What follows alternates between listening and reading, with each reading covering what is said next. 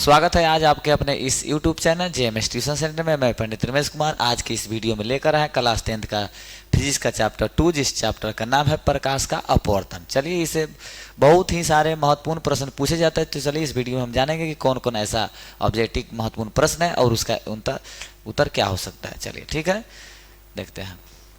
चलिए ठीक है, दिखाई दे रहा है। चलिए चलिए चलिए चलिए चलिए चलिए चलिए चैप्टर टू का क्या है। चैप्टर 2 का ऑब्जेक्टिव जो प्रश्न है प्रकाश का अपवर्तन का, एक नंबर है अपवर्तन के कितने नियम है। तो अपवर्तन के जो है वह 2 नियम है। प्रकाश के अपवर्तन के कितने नियम है, तो प्रकाश के अपवर्तन के 2 नियम है। ठीक है, चलिए 2 नंबर प्रश्न है अपवर्तन से दूर नियम को क्या कहते हैं। अपवर्तन के दूसरे नियम को, 2 नंबर प्रश्न आपका क्या है कि अपवर्तन के दूसरे नियम को क्या कहते हैं। तो अपवर्तन के दूसरे नियम को स्नेल का नियम कहते हैं। ठीक है, क्या कहते हैं, स्नेल का नियम कहते हैं। 3 नंबर प्रश्न है एक माध्यम से दूसरे माध्यम में जाने पर प्रकाश की किरणें मुड़ने की घटना को क्या कहते हैं। तो उसे हम अपवर्तन कहते हैं। एक माध्यम से दूसरे माध्यम में जाने पर प्रकाश की किरणों को मुड़ने की घटना को क्या कहते हैं। तो उसे हम अपवर्तन कहते हैं। चलिए 4 नंबर प्रश्न विभिन्न माध्यमों में प्रकाश की चाल में परिवर्तित कौन सी घटना घटित होती है। तो वह अपवर्तन होती है। चलिए विभिन्न माध्यमों में प्रकाश की चाल में परिवर्तित से कौन घटना घटित होती है। तो वह अपवर्तन होती है। चलिए ठीक है, इसके बाद में चलिए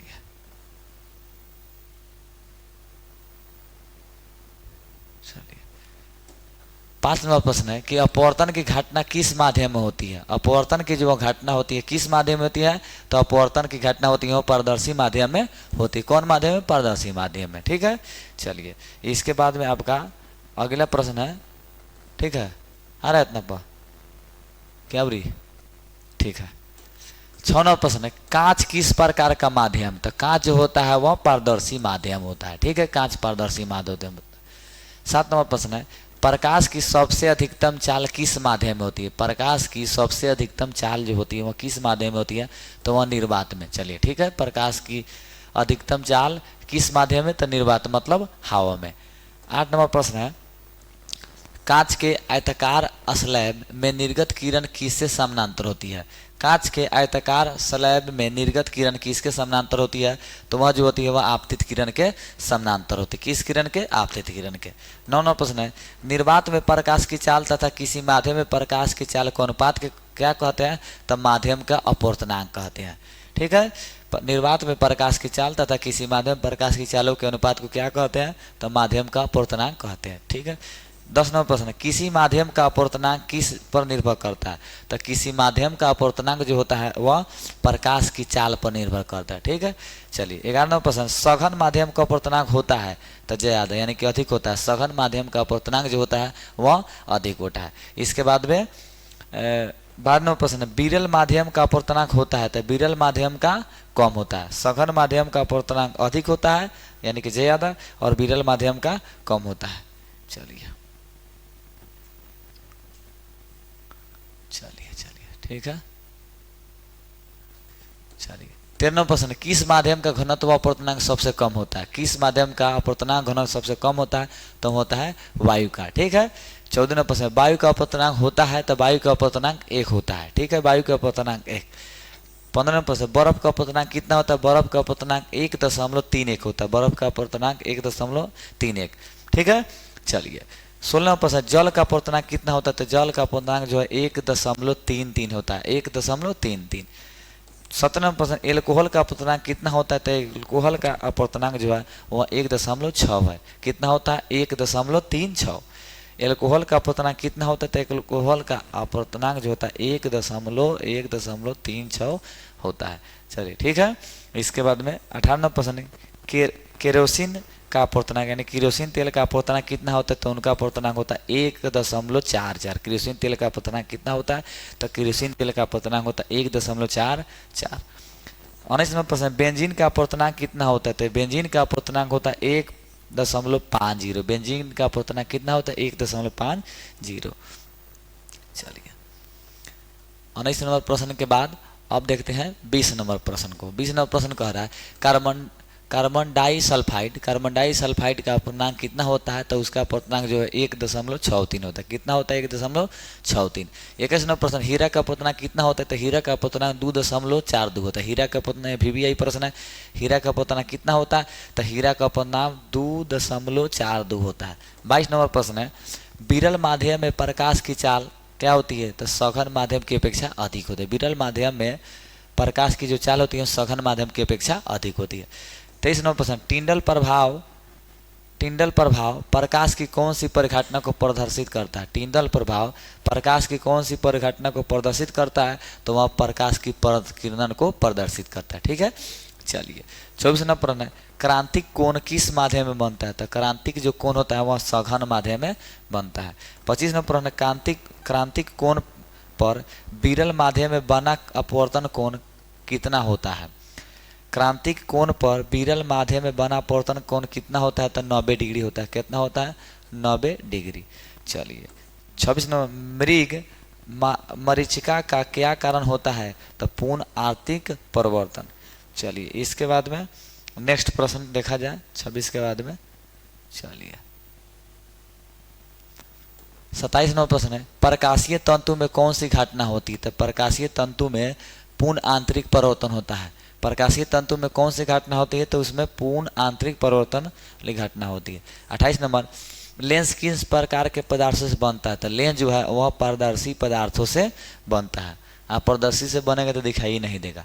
चलिए 29 नंबर प्रश्न, गोलीय लेंस मुख्यतः कितने प्रकार के होते हैं। चलिए गोलीय जो लेंस कितने प्रकार के, तो 2 प्रकार के, यानी कि उत्तल अवतल। 30 नंबर है, किस लेंस को अपसारी लेंस भी कहते हैं, तो अवतल लेंस को। किस लेंस को अपसारी लेंस भी कहते हैं, किस लेंस को अपसारी लेंस भी कहते हैं, तो अवतल लेंस को अपसारी लेंस कहते हैं। अगला प्रश्न है, किस लेंस को अभिसारी लेंस कहते हैं, तो उत्तल लेंस को। किस लेंस को अभिसारी लेंस कहते हैं, तो उत्तल लेंस को। ठीक है। 32 नंबर, लेंस का केंद्रीय बिंदु क्या कहलाता है, तो लेंस का जो केंद्रीय बिंदु है वो प्रकाशीय केंद्र कहलाता है। लेंस का केंद्रीय बिंदु क्या कहलाता है, तो लेंस का केंद्रीय बिंदु प्रकाशीय केंद्र कहलाता है।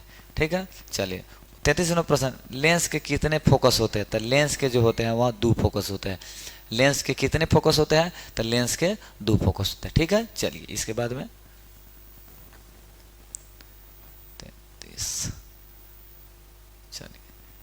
33 के बाद 34 नंबर प्रश्न है, लेंस के प्रकाशीय केंद्र से गुजरने वाली प्रकाशीय किरणों कैसे अपवर्तित होती है। लेंस के प्रकाशीय केंद्र से गुजरने वाली प्रकाशीय किरणों कैसे अपवर्तित होती है, तो वह बिना विचलन के अपवर्तित होती है। कैसे होती है, तो बिना विचलन के होती है। ठीक है। चलिए 35 नंबर प्रश्न है, प्रधान अक्ष के समानांतर आने वाली प्रकाश की किरणें कैसे गुजरती है, तो वह फोकस से गुजरती है। प्रधान अक्ष के समानांतर आने वाली प्रकाश किरणें कैसे गुजरती है, तो वह फोकस से गुजरती है। ठीक है। 36 नंबर प्रश्न है कि कौन लेंस हमेशा काल्पनिक सीधा तथा छोटा प्रतिबिंब बनाता है। वह कौन लेंस है जो हमेशा काल्पनिक सीधा तथा छोटा प्रतिबिंब बनाता है, तो होता है अवतल लेंस। कौन लेंस? अवतल लेंस। चलिए 37 नंबर प्रश्न है, कौन लेंस किसी वस्तु का काल्पनिक तथा आवर्धित प्रतिबिंब बना सकता है, तो वह होता है उत्तल लेंस। ठीक है। चलिए 38 नंबर प्रश्न है, कौन लेंस काल्पनिक तथा वास्तविक दोनों प्रतिबिंब बनाता है, तो वह होता है उत्तल लेंस। 39 नंबर है, मैग्नीफाइंग ग्लास में किस लेंस का उपयोग किया जाता है, तो वह उत्तल लेंस का उपयोग किया जाता है। ठीक है। 40 नंबर प्रश्न है, किस लेंस की फोकस दूरी धनात्मक होती है, तो उत्तल लेंस की फोकस दूरी धनात्मक होती है और अवतल लेंस की फोकस दूरी ऋणात्मक होती है। ठीक है। चलिए इसके बाद में आगे बढ़ा जाए। 40 के बाद में देखते हैं कौन प्रश्न है आगे। चलिए 41 नंबर प्रश्न है, किस लेंस की फोकस दूरी ऋणात्मक होती है। किस लेंस की फोकस दूरी ऋणात्मक होती है, तो अवतल लेंस की। 42 नंबर प्रश्न है, मोटे लेंस की फोकस दूरी पतले लेंस की तुलना में क्या होती है, तो वह कम होती है। मोटे लेंस की फोकस दूरी पतले लेंस की तुलना में कम होती है। अगला प्रश्न है, लेंस सूत्र है 1/v - 1/u बराबर 1/f। ठीक है। चलिए ये लेंस सूत्र है। चलिए और यहाँ प्लस रहता है तो दर्पण सूत्र। चलिए 44 नंबर प्रश्न, लेंस की क्षमता किस पर निर्भर करती है, तो लेंस की जो क्षमता होती है फोकस दूरी पर निर्भर करती है। 45 नंबर प्रश्न, फोकस दूरी का सही मात्रक क्या होता है, फोकस दूरी के सही मात्रक जो है वह मीटर होता है। चलिए आगे बढ़ा जाए। 46 नंबर प्रश्न को देखा जाए, लेंस की क्षमता का मात्रक क्या है, तो लेंस की क्षमता का सही मात्रक जो है डाईऑप्टर होती है या प्रति मीटर। लेंस की क्षमता के सही मात्रक क्या होती है, तो डाईऑप्टर या प्रति मीटर। ठीक है, लेंस की क्षमता कैसे मात्रक डायऑप्टर, यही ऑप्शन में ज़्यादा करके देता है। आगे देखा जाए और है, चलिए 47वां प्रश्न है, किस लेंस की क्षमता धनात्मक होती है? उत्तल लेंस की। किस लेंस की क्षमता ऋणात्मक होती है? अवतल लेंस की। 39 नंबर, किस लेंस की क्षमता फोकस दूरी का, किस लेंस की क्षमता उसी फोकस दूरी का व्युत्क्रम होती है? किसी लेंस की क्षमता, प्रश्न क्या कह रहा है कि किसी लेंस की क्षमता उस फोकस दूरी का क्या होती है? तो व्युत्क्रम होती है। ठीक है। 50वां प्रश्न, 1 मीटर फोकस दूरी वाले लेंस की क्षमता क्या होती है? तो 1 डायऑप्टर। 1 मीटर फोकस दूरी वाले लेंस की क्षमता जो होती है वह क्या होती है? तो 1 डायऑप्टर। 51वां प्रश्न है, 50 सेंटीमीटर फोकस दूरी वाले लेंस की क्षमता होती है तो 2 डायऑप्टर। ठीक है, 50 सेंटीमीटर फोकस दूरी वाले लेंस की क्षमता होती है वह 2 डायऑप्टर होती है। चलिए और है,